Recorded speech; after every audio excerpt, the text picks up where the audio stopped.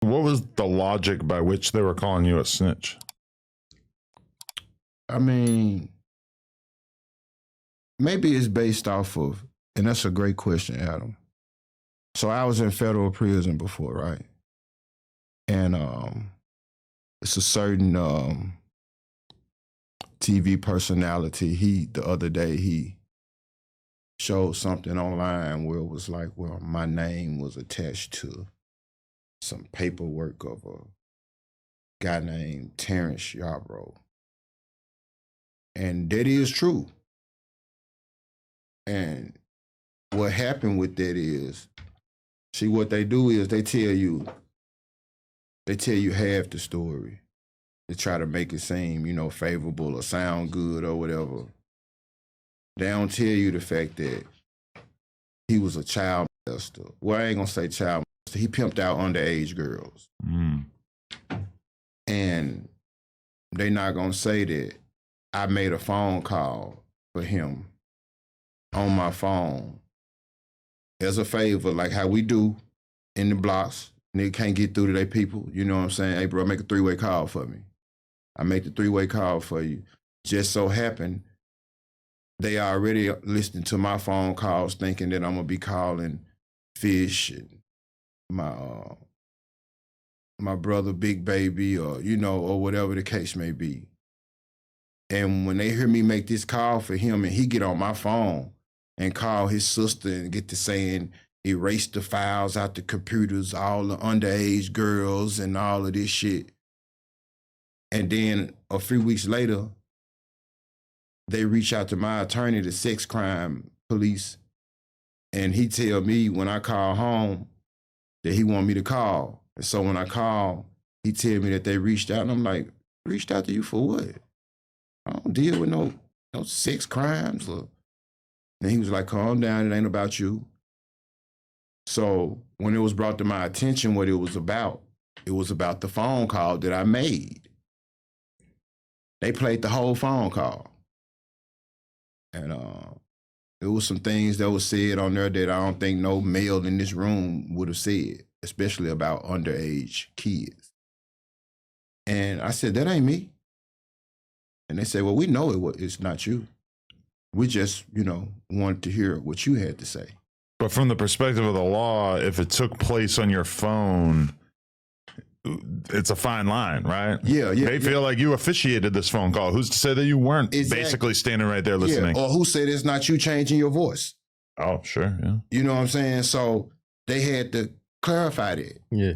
And at the time, I was indicted for a gun, and I think I had some marijuana in my pocket. It's a 924G and a 922C. They was offering me 15 apiece, 30 years.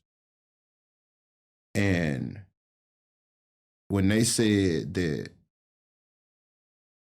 if I made a statement basically saying that wasn't me on that phone call, saying inappropriate things about underage kids, that would help me out tremendously.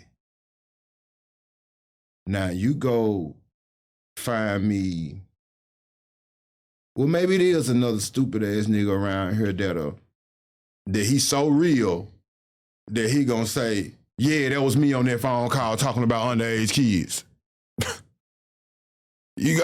Go find me one. You might can find one, but it ain't me.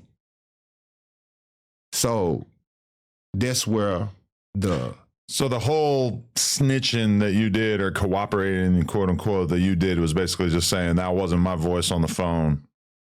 Out here. Exactly. Yeah. No, nothing further. I didn't testify at his trial or none of that.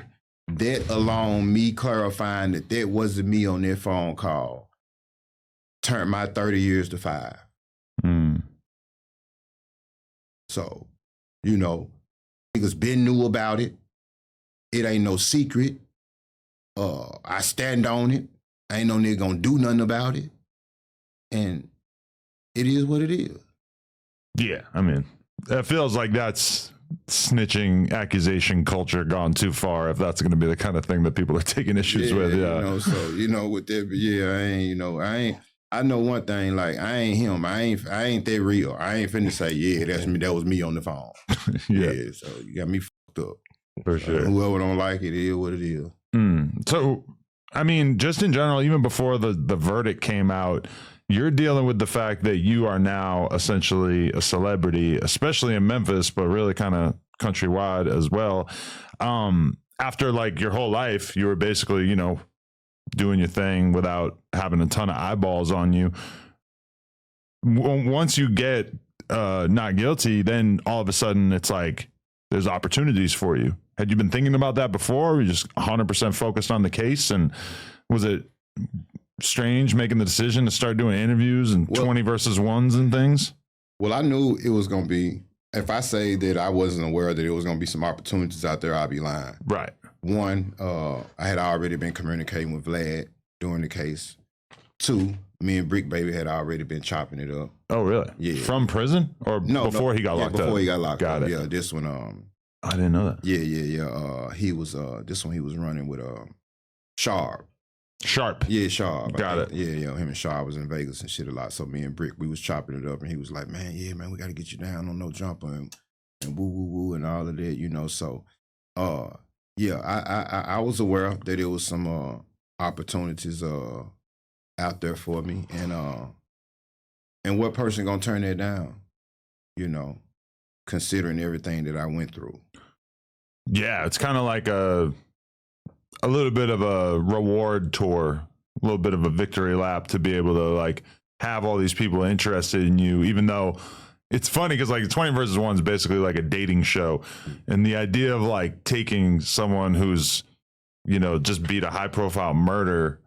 I mean, honestly, the Woody thing got me accustomed to whatever. Because it's like, oh, so this fool went on, took the stand and just talked super crazy, spun the whole trial. I mean, after I saw that, I'm like, all right, anything goes now.